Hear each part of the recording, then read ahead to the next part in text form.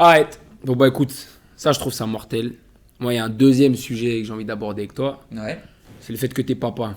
Ouais. T'as une fille Ouais. qui a 3 ans. Qui a eu 3 ans en novembre dernier, ouais. Moi, j'ai pas d'enfant. Ouais. Déclaré. Peut-être un jour. Connu, voilà, je décroche, Ah non, je décroche plus mon téléphone, mais j'ai pas d'enfant. Ouais.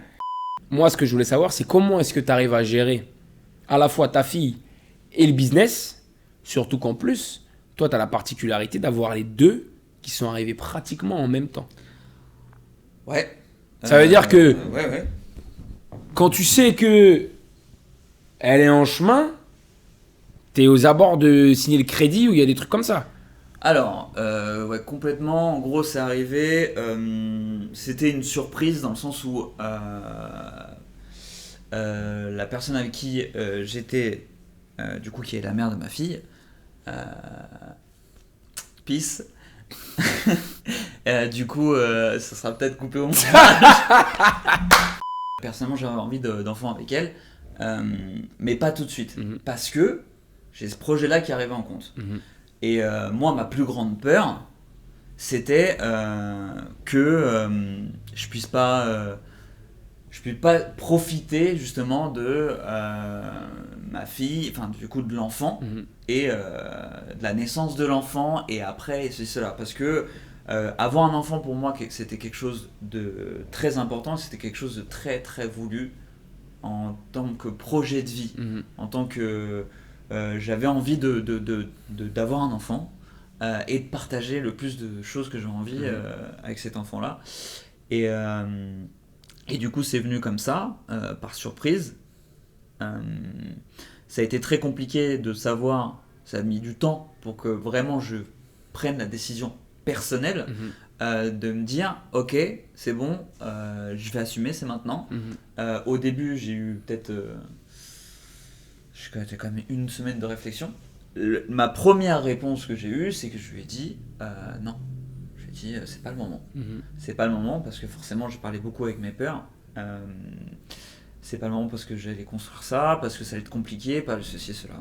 Et du coup, elle forcément, elle a réagi comme elle pouvait, surtout que faut savoir que ce qui est sûr, c'est qu'on réagit pas de la même façon en tant qu'homme et femme, parce que quand tu es une femme, tu te rends compte que tu as un enfant, que tu vois que tu as un enfant, déjà il faut savoir que ton taux d'hormones il explose, et en plus de ça, tu as quelque chose qui vit en toi.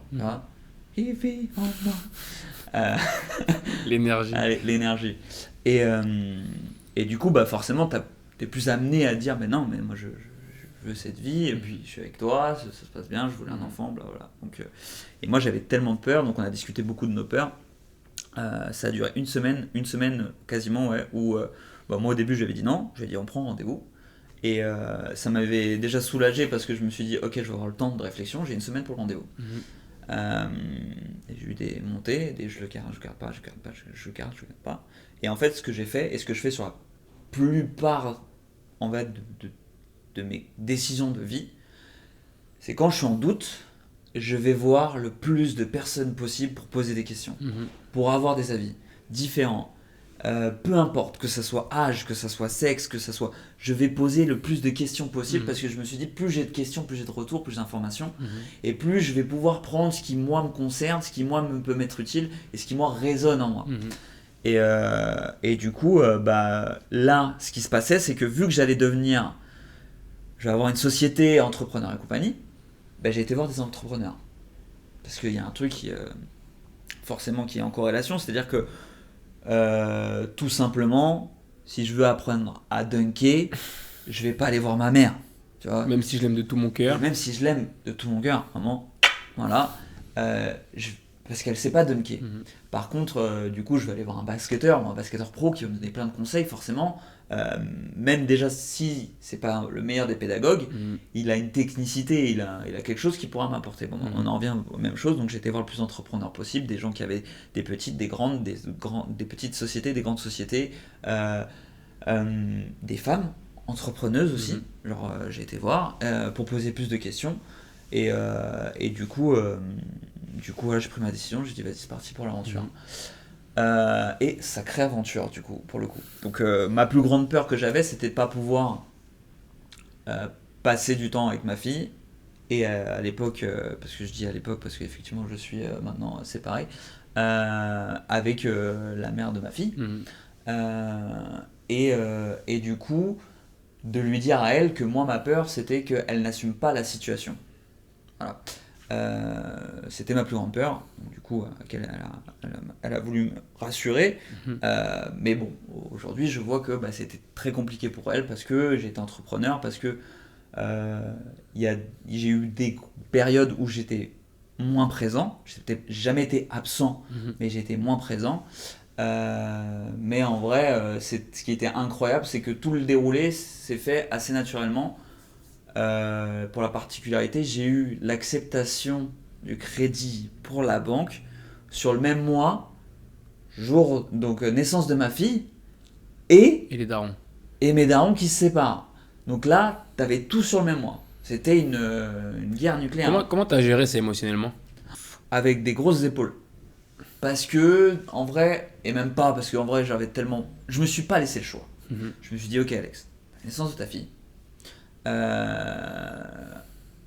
T'as les crédits, donc putain, en plus, c'est vrai, je sais que je m'en souviens même dans la maternité, j'étais en train de revoir le prévisionnel avec Cécile, donc la banquière qui s'occupait du projet.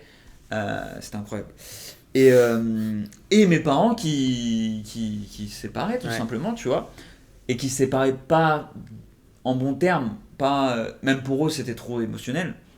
J'ai fait quelque chose, je sais pas si c'est bien ou pas bien, mais je l'ai fait. C'est que, vu que c'était le bordel, je leur ai dit, écoutez, moi, donc ma fille est née, l'acceptation du prêt, et j'aurais dit, écoutez, moi il me reste 10 jours de congé paternité, donc vous me prenez une date, on se voit tous les 3 pour ces 10 jours, et vous mettez tout à plat sur qu'est-ce que vous allez faire, la maison, le tout, le machin, parce que après, moi, j'aurai plus le temps, c'est plus possible.